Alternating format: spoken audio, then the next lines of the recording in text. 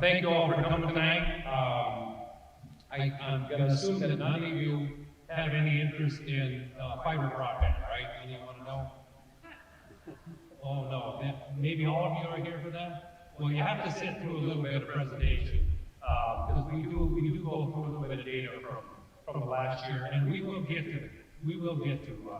to the issues of fiber and such. So thank you for coming to our first meeting, or I mean our 75th meeting. Appreciate that. All right. What we like to talk about is the efforts that we all go through, and it's all of these employees that are out there, and it's also Mr. Ledger, who we pointed to earlier. If they don't manage their resources, if they don't manage their fuel supply, then the cost of our power is a little high. It could be higher. And hopefully you noticed that here in the last few weeks, we announced, and you might see it on your bills, that our fuel cost adder is now a minus 2.25 cents. We went from a minus 1.25 to minus 2.25, which is anywhere from 20 to 25% total reduction in your energy bill. I think that's pretty impressive. I had people come and tell me about it. Thank you, and thank all of those employees. When you see them, thank you.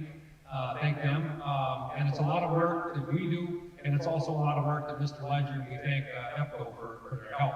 But if you could look up here, up on the screen, you'll see the price increases from 1946, 1947. We were organized in 1946. We started serving in 1947. If you look over here to my right, the truck on the left, on your left, is our first truck in 1947. So it's 75 years old, and then that's our new truck there. Isn't that kind of amazing? So we still have that one, and if you come to the Veterans Parade or the Christmas Parade, we'll be driving that truck in that particular parade.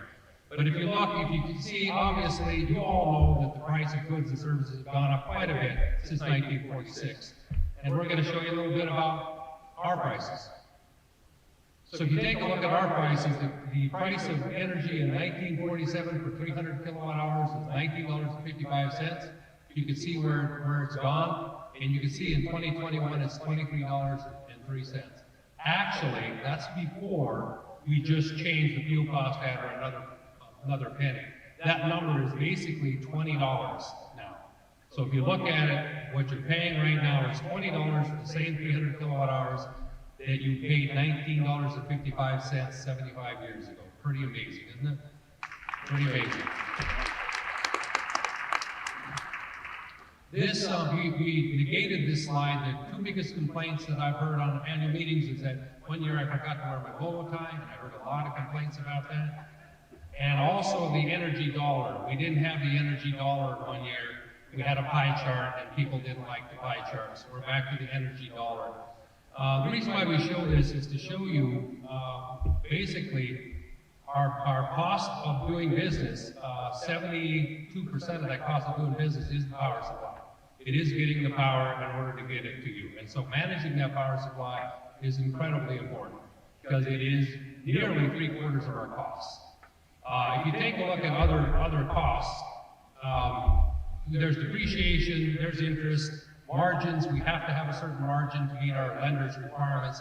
But if you take a look at our operating expenses, and that operating expenses are the cost it takes to put the lines back up, the cost for all the billing, the cost of our customer service folks, the cost of us obtaining those resources, all of that, all of the costs that we're talking about, including taxes and insurance, we represent about 17% of our total cost, which is pretty small. It's a pretty small number. Most not-for-profits or non-profits that basically are in that exchange where they're taking in money and helping by giving out money, their number is between 15 and 18%. We actually run a business out of that whole 18%. I'd like to talk about the energy mix a little bit.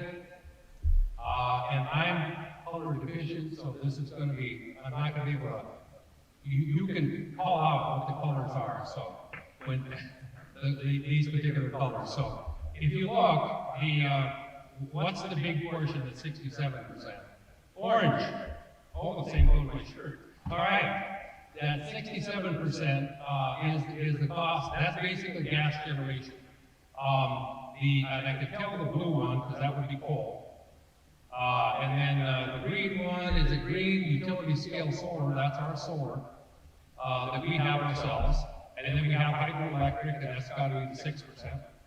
And then we have long-term power purchases. That's got to be the really small number. But if you take a look at the graph at the bottom, you're actually seeing our dependence on coal go significantly down. You can see it in 2020, where you can see what we're doing, you can see it over time.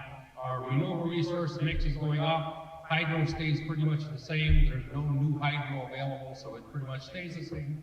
And we've actually moved to natural gas, which is more environmentally friendly. Although we will still tell you that if you look at the efforts that we made for coal, no one would say there is clean coal, but we have pretty darn clean coal, our production. And we'll talk about here in a little bit why we still want to deal with coal. So I don't know if you're all probably aware, you're read.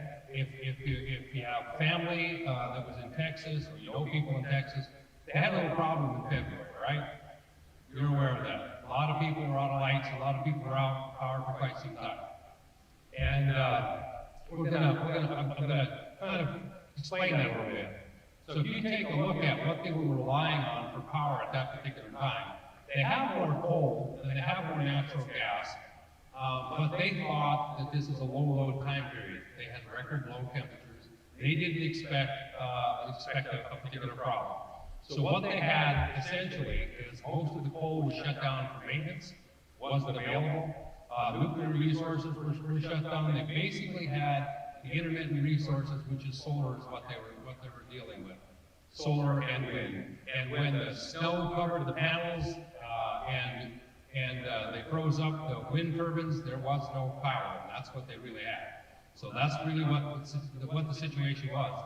There were some issues with gas line freezing up, but as you can see, if you have an over-reliance on renewables, it's great to have renewables, but an over-reliance on renewables, and you have a problem, you're out of lights. Does that make sense, Gil?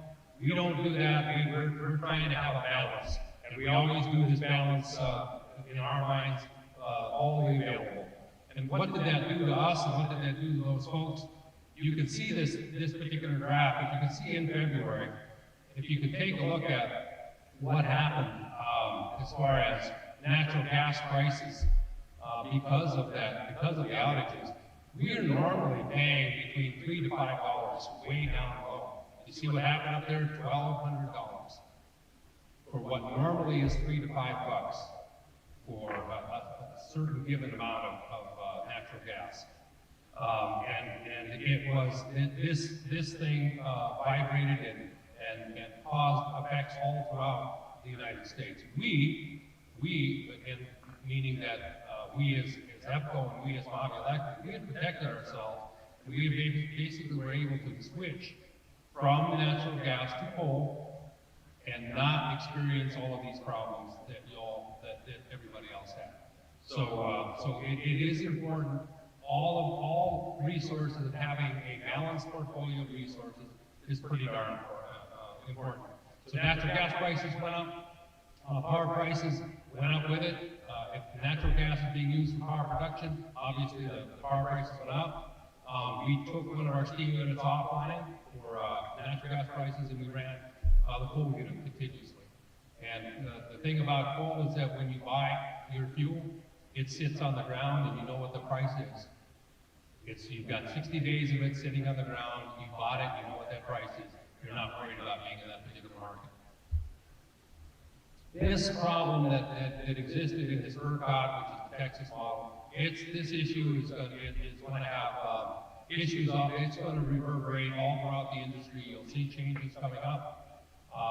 The issue of short utilities or short resources is going to become a big problem from that standpoint. And our ability to be able to switch fuels and keep our power prices low was really important for us in February. And coal, even though there's a lot of push to shut down coal, I will tell you that the folks in Texas for that 2 to 3 weeks would have loved to have had some coal running at that particular time, or available at that particular time. And then we're going to talk about California, and I get this question a lot. The question's going to come later, but it's actually at the bottom of this particular slide. Is that in 2018, 20, and 21, we've experienced some problems in the summer with California, and it's not necessarily California itself, and you might wonder, well, why do you buy from California? How does California affect us? Essentially, California is a huge power purchaser. And when they're out of power in California, they go outside of California and they purchase. And at that point, they're driving the prices up. Prices are going skyrocket, and they're huge when they're going off buying. In 2018, we did have a short-term problem with one of our units, and we are a little bit more dependent on expected to the high-priced market because of that unit that went down. 20 and 21 were essentially a lot of heat in California, and they weren't able to get all of their solar because of fires and the particulate in the air, and they were short resources, so they were coming out to get resources where we buy resources. And if everybody is, it's a shortage criteria, and everybody's buying at the same market, what happens to the price? It's gonna go up. And so you'll hear us at times asking you to conserve. Part of that conservation is to avoid us from having to be in that high market. And we ask why we're relying on California. We're not relying on California. Most of our purchases are not California purchases. However, when California is short and they come outside of their area to buy, they cause a problem on the rest of the markets. So it's not that we're buying in California, it's not that we're relying on California. California is a behemoth. I think that they're by themselves, I think they're like the 7th largest economy in the world by themselves. Just California is 7th or 8th. So they command a lot, and they're able to buy. All right, so what's happening in the market is continuing to change, and the market's changed drastically from what it was in the last 20 or 30 years. You have people in California and this is the California ISO raised the high bid spot from $1,000 a megawatt hour to $2,000 a megawatt hour. What does that mean to you? It may not mean a lot, but in the summer we normally pay 60 to 80, not 1,000, not 2,000. So if California is coming into our market and buying at 1,000 and 2,000, you can see what it's doing to our particular market. And that issue continues on. The last, what are we doing about it? We have a purchase power agreement with a solar storage that should be in June of next year, and then we're working with a number of other cooperatives and with EPCO on another storage project the following year. So we are trying to get additional resources so we're not exposed to this particular problem. There's another issue that just came up this year, and you'll say to yourself, this is crazy, and it is crazy. I don't know what to tell you except for it is nuts. But the California Independent System Operator in California petitioned FERC, which is a regulatory oversight of all of us, and they petitioned FERC, and this is what they said: if you are shipping power, and there was a young man yesterday asking me, do we buy it from the Pacific Northwest? And yes, we do in the summer if we can. But if we're shipping through California, not from California, but through California, shipping over the transmission lines through that, California, if they feel like they have a greater need, can take the power that we have paid for to come to us, which then causes a shortage on our. Yes, I know you shake your heads, right? It's absolutely crazy. The way I describe this is California saying, I bought a bunch of produce in the Northwest, I put it on a truck, but you decided in between that you needed the produce more than I did, and you stole it. And it actually, FERC actually approved it, which is really crazy. There are some people at FERC that are from California, so it doesn't really surprise me that they did. But you'll ask what we're doing about it. We're not lying down. We're fighting it. And to the extent in which you ever have an opportunity to talk to Regina Cobb, a Sonny Borelli, Leo, or any elected official, whether it be the governor's office, you ought to explain to them that they ought to stop this piracy. Arizona's got to stand up and try to say, California, you can't do this. They got to stop the piracy. So we've joined this fight with other Arizona electric utilities. It just doesn't, it really doesn't really make any sense. And what it does do for us, if implemented, and if it does happen, it didn't happen this summer, so it wouldn't have actually been, it didn't actually come to play this summer. But if it would have, and we were in that position, we would have bought and had enough power, we would have arranged for the power to be there for you. Somebody would have taken it, and then we would have been short. That's what would have happened, and then we would be faced with blackouts, like California does with the rolling blackouts. We believe it's unjust and unreasonable, and we're fighting. So when we ask you to conserve, essentially what we're trying to do is, when we get close to a scenario where we think that we might be short, or where energy is short in the markets, period, we ask you to conserve. And there are different energy emergency alerts, and they're listed there. There's 1, 2, and 3, and we ask you to conserve at that particular time. But what can you do? You could move your temperature up in your place. Whatever that you can do to conserve. A lot of businesses conserve. And that's what we're asking you, that we ask you to do that. What can you do in the long run? We have lots of programs that are on the demand side to try to lower your usage. We have rebate programs for heat pumps. We have a lot of programs, and there are a couple of people back there somewhere. I don't know where with Steve and Bill B. I don't know if they're sitting around here, but Steve and Bill would be able to help you if you have questions. You go to our customer service office at Hancock. They're around here tonight, and we could make a difference. There is no cheaper or better kilowatt hour than one that you didn't use and the one that I didn't cause to be produced. Sorry about that, getting a little dry.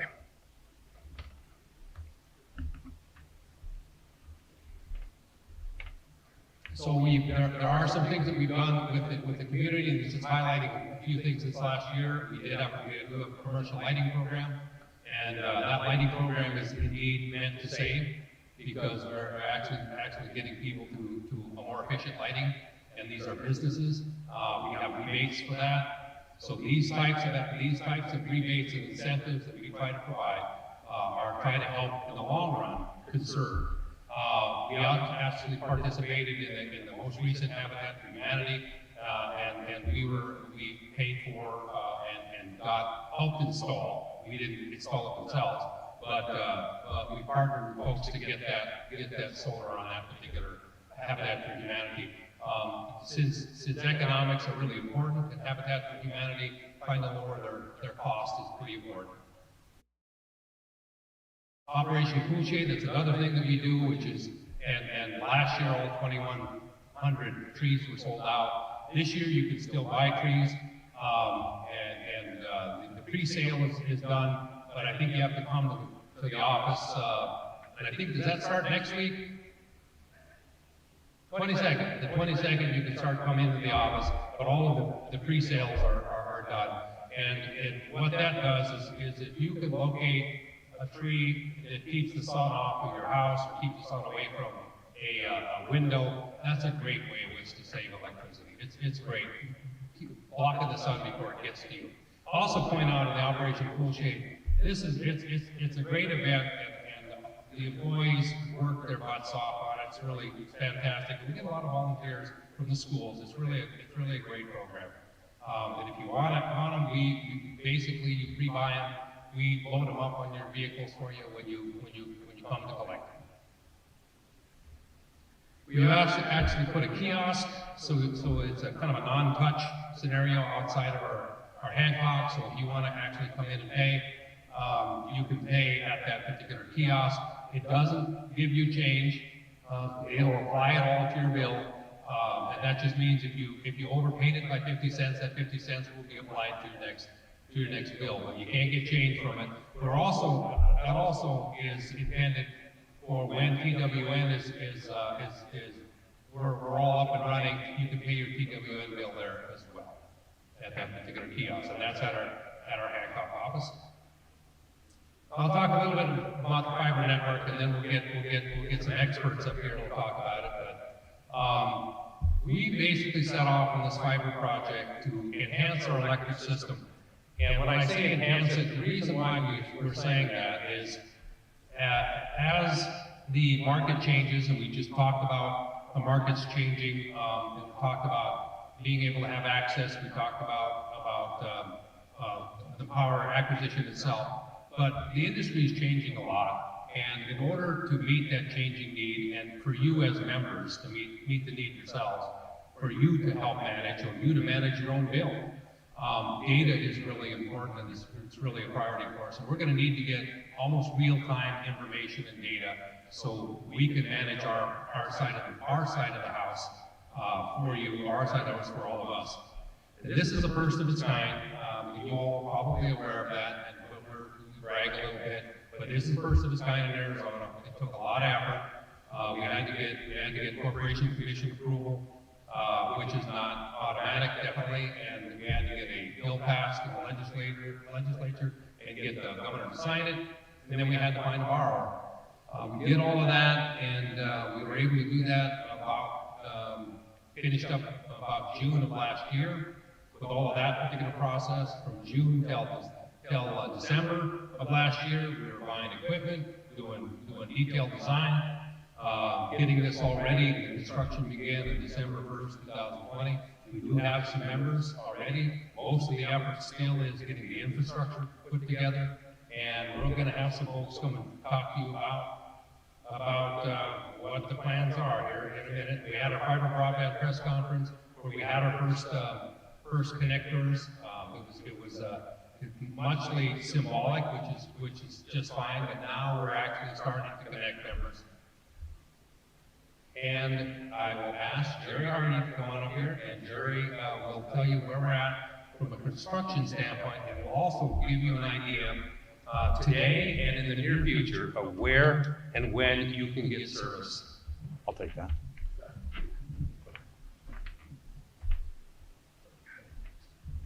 Good evening. A little loud, sorry about that. I guess I almost don't need this mic. My name is Jerry Hardy. I'm the Manager of Engineering Operations here at Mohave Electric. Here to bring you some exciting news on our fiber construction update. We're all excited. We hope you guys are as well. Oh, careful on that one. Do not step on that one, Tyler. No, I kept stepping on this end. That is off limits. All right, let's start over. So here I'm going to talk about a couple things. Where we're at, the achievements that we've made so far, and then where we're at in construction, what areas we're building onto. So the achievements we made so far, 344,000 feet of aerial fiber has been placed so far. That is some substantial numbers considering we are into it less than 1 year. We've installed over 86,000 feet of conduit with 7,900 feet of underground fiber pushed through that conduit. Again, these numbers are something to be proud of for the employees and also the members. So where we're at, as far as what areas, we started out in the what we're calling the Big Bend area here in Bullhead City. The reason why we call it Big Bend area is it's just the area that the substation named Big Bend is in. So make it easy. It's our Big Bend area there. We started in the Chaparral Golf Course area there in the southern portion, and kind of worked our way out. The reason why we started in there, we had to start somewhere centrally located and build it outwards. Similar to the electrical infrastructure, you got to start somewhere. You have to build out the backbone, then you got the distribution, and then you have the drops to the members' houses. Above and beyond that, with the fiber optics, you also have to do the splicing at each location, each hub location, and there's a lot of those to be done. So we're pretty excited. The colored areas within that Big Bend area, you'll see dates inside there, so those are the dates that those members within those areas are going to be able to sign up for service at that time. So, for example, that the big, large white area there, it says 10, 25, 2021, so that large area, everybody within that area will be able to sign up for broadband service. Hey, Jerry, they couldn't see this map in a second, so go back over the chaparral and, yeah, go back over. Oh. Yeah, they couldn't see it up on the. Oh, they couldn't, okay, oh, sorry about that. Very good, so, okay, so right there in the chaparral area, right where it's red circled there, is where we started at, right there. And then, like I said, we built outwards towards that. So we have crews right now, working on Camino del Rio, Laos, and up in the Sunbridge, or the Stonebridge area, and then also off of Acoma, which is right there off of Riverview. So you didn't see that on the large white colored area there, where it says 10, 25, 2021, and all the other colored areas, you'll see the dates. And there, like I said, that is the dates that those members will be able to take service within those areas. Again, we're pretty excited about that. As you can see, with October and November in most of those areas, it should be a great rest of the year for us and also our members in that area. So also in phase one, we did the Silver Creek area. We're doing the Silver Creek area. And we started in that area right there across from the hospital, from Warren C. We built that out. Most of it's built out. We still got some backbone to put in there, and then all the T1 drops. But we are constantly building that out. Right now, they moved in from that center area, moved west there into off of Raymar, just south of Raymar there, and then they're going to be jumping up north of Raymar and continuing on. So again, we have a couple crews, couple overhead crews in that area, starting to build that out. Pretty excited about that. And then for our underground side, we have an underground crew that is in the Laredo Village that hopefully people are excited about. And they should be done here shortly with, like I said, at the end, in Laredo Village anyway, we're looking at 5/28 in 2022 in order to take service there. So. And this is the second portion of the Silver Creek area. Again, still phase one. This is north of Silver Creek there. And you can see the dates. Again, we're very excited. Hopefully within, you see June, most of these two areas, Silver Creek and Big Bend, are all going to be complete. And everybody's going to be within those areas. Everybody's going to be able to connect to broadband fiber service. We're pretty excited about that. So with that, how do you sign up? How do you get this going? Well, we have Regina over here. She's about to tell you how to sign up, pre-register, and also the notification process that's going to be involved.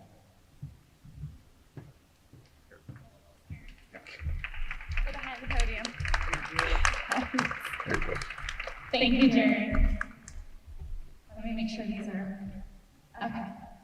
Hi, I'm Regina Wines, Mohave Electric's fiber broadband member liaison. And like Jerry said, I'm here to discuss how you can pre-register, sign up for services, and go over some of the rates. But just to kind of piggyback on the construction side, I want to inform you of a 3-step notification process that Mohave Electric has implemented. So about 90 days before construction comes to your area, the registered Mohave County landowner will receive a letter similar to the one that you see up here on the left. And then about 30 days prior to construction coming to your area, another similar letter will be mailed to the registered Mohave Electric member. So you definitely want to make sure that your contact information is up to date with the county, as well as with our member services. The third step in this construction notification process is a door hanger. About 1 to 3 weeks prior to construction coming to your area, Crews will be in the neighborhood dispersing this upon the properties, letting you know, hey, we're almost here, we may need access to the property, we may be working around the property, there's numbers if you have questions on construction, all the information you need. But just like Mohave Electric has their notification process, TWN has a notification process. This is put in place to let you know that fiber is going to be accessible to you soon. So about 90 days, again, it'll be 90, 60, and about 15 days prior to service being available. You'll receive a postcard in the mail, similar to this, about 90 days out, an email if you've pre-registered, and also automated calls will be going out. Just another look at a postcard that you'll be receiving. Again, the emails will mimic this, and you'll be receiving another call.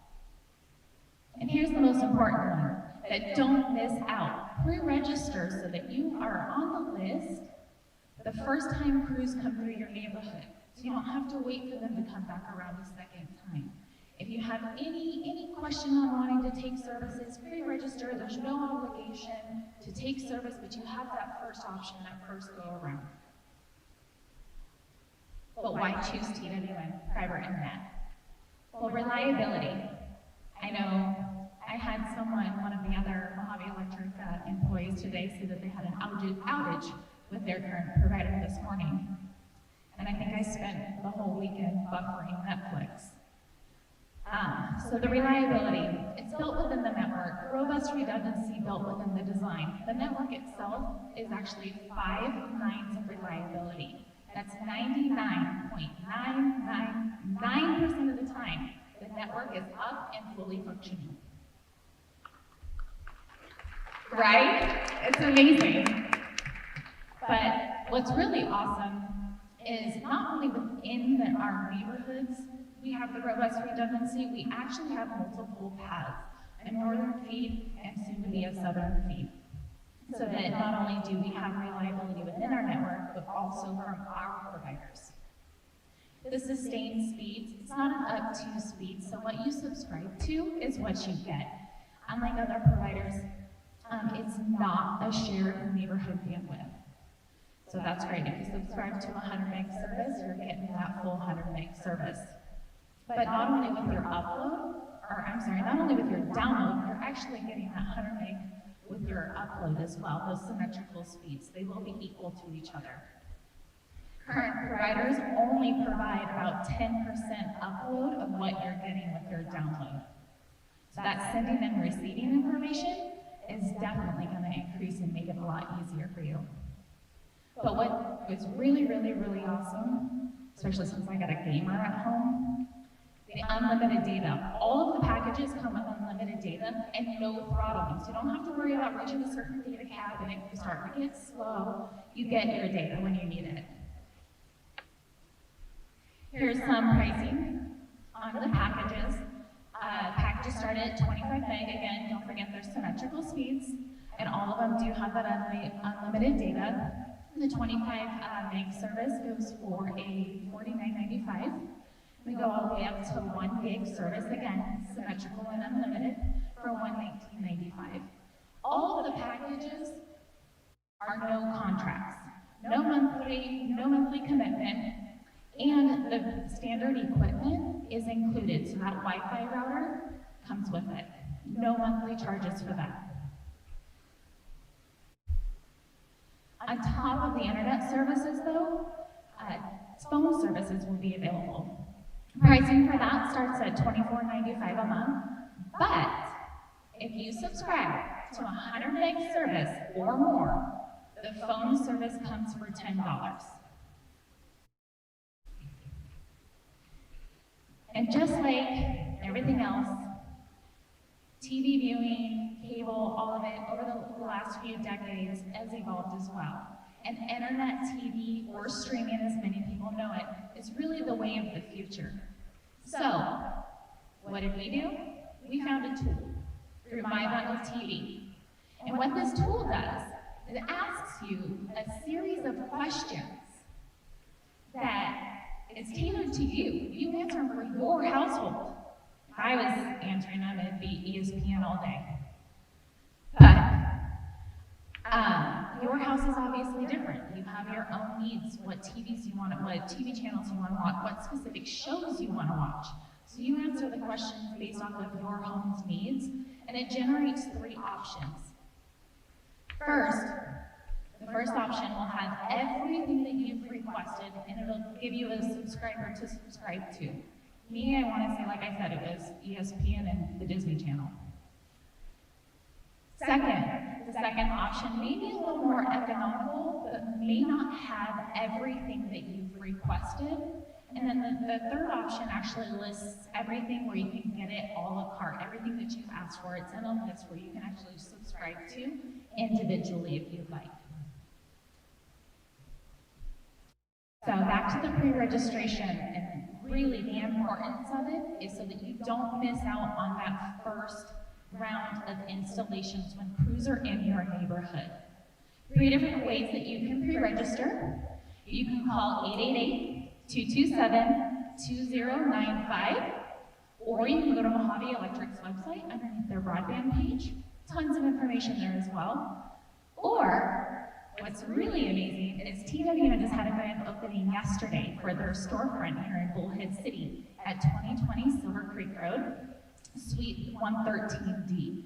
So go visit the office, you can buy equipment there, you can sign up for services, you can pay your bill, or just go and chat with the girls in the office.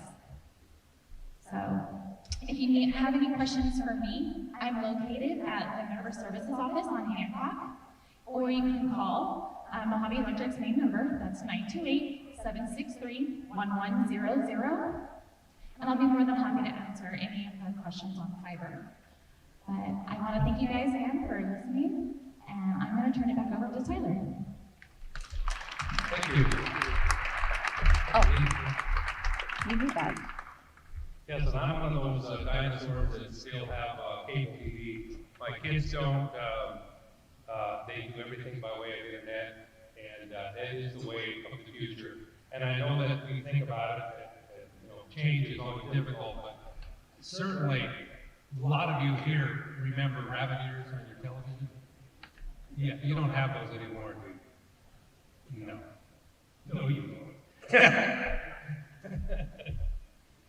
All right.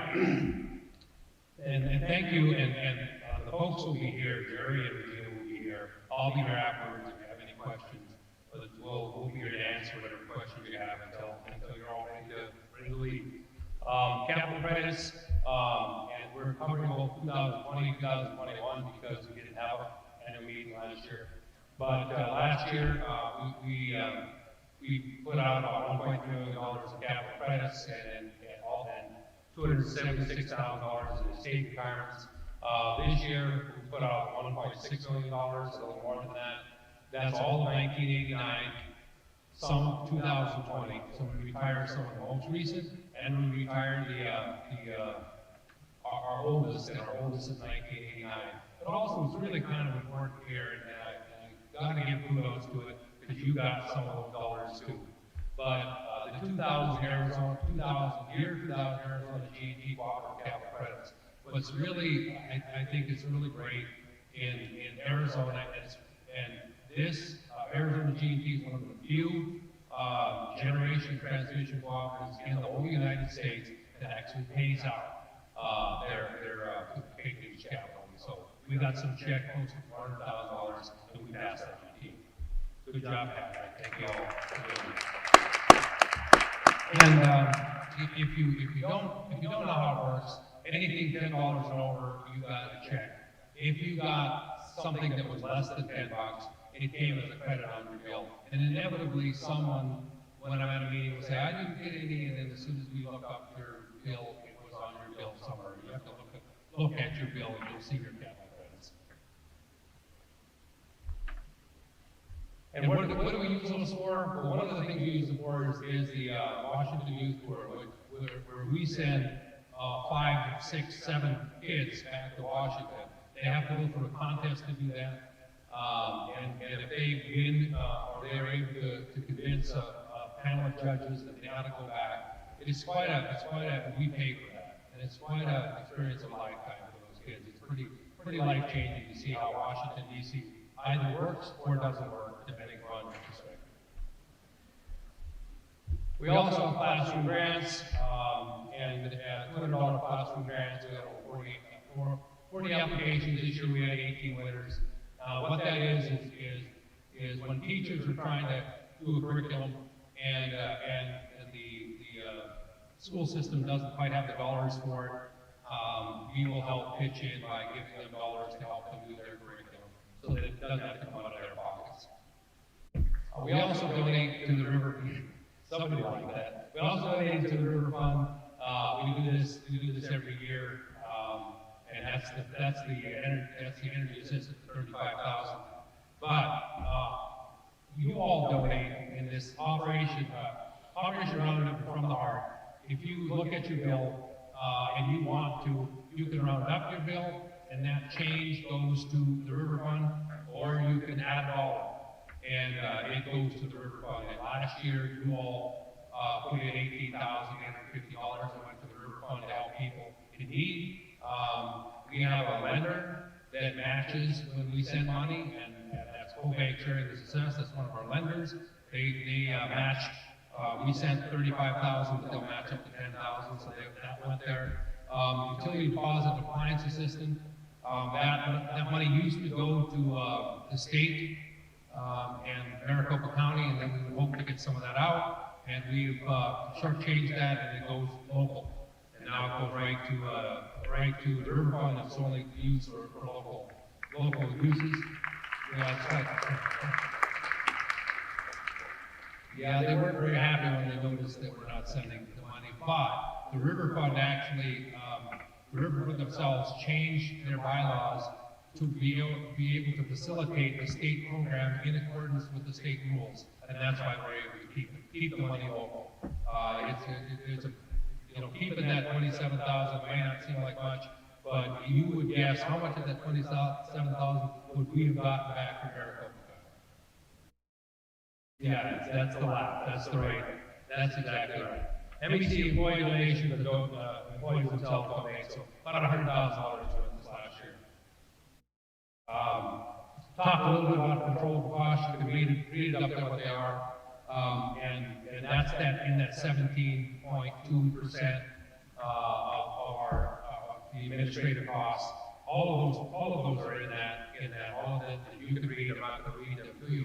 We're going to bring this out to you because if you take a look at what people will ask us at times, if you compare yourself, we benchmark ourselves, compare ourselves against all the utilities, all of the co-ops in the United States, and out of those 815 co-ops, we were at the 801, almost the lowest, meaning we had our control costs were lowest. So your employees and your board and this folks, that should be something to cheer. That is something to cheer. So you do an incredible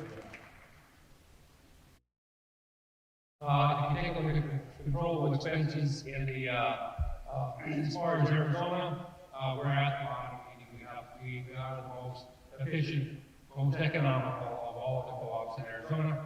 And then if you look at Mr. Ledger's, who he supplies power to, we're the most economical of all the folks that he supplies power to. You knew that already, didn't you? All right, we have a program that we certainly hope that people, you talk about it among yourselves, people understand that. We have a program that we partner with WACOG, where we partner with this Bullhead City itself, in which we try to leverage funds for folks that meet the income qualifications on a home. We will try to help you weatherize with utilities, with your air conditioner. We will try to make that your place, if you meet the income requirements, more efficient, so your fixed income, if you're in that situation, your fixed income goes farther because we lowered your energy costs. And we have, since we've done this program, we have leveraged other people's money at $295,000, and we put in $67,000, and we've done 11 houses so far. We just hope more people will participate, and more people understand that it's available. Co-op connection card, that's the card. Hopefully you all have it. You're all aware of the co-op connection card. That's where most of you use it for prescription drugs, but there's all kinds of savings that you can get from it. We only measure prescription drugs. But since we've done this, our members have kept about $2.4 million in their pockets, meaning savings on their prescription drugs or insurance, and it works at times over your own insurance, or if you don't have insurance, you can save on prescription drugs. And you can save on other things as well, not just prescription drugs. Community sponsored events, I'll talk about this, and I'm not going to read all of them that are there. But not only do we sponsor events, and I think it's really important because part of our foundation is we are in the community and we participate in the community. We have a concern for community. And so you can read all of the events that we do here. But the employee, you see there's employees in the community as well. But what I'm most proud of is all the stuff that they're doing, and all the stuff that your employees do, and they're keeping your power costs down, and they are the most economical, as you can see from the numbers we're talking about. But they donate their own time, and they donate their own dime to all of these activities, all of these here, and I think that's pretty darn phenomenal. You don't see that everywhere. And I've worked in investor-owned utility, you don't see that in investor-owned utility. And then kudos to all of them. Thank you for attending, and before I break this off, and we will be doing prizes. So really, you didn't want to hear me talk, you just want to know about the prizes and the fiber, which is fine. That's all good. No, it's all good. But I just take the fiat or my opportunity to all of those folks that have those Mohave Electric shirts on that are Mohave employees. Thank you very much. We can't do this without you, and actually, the members themselves can't do it without you. Thank you all, Mohave Electric.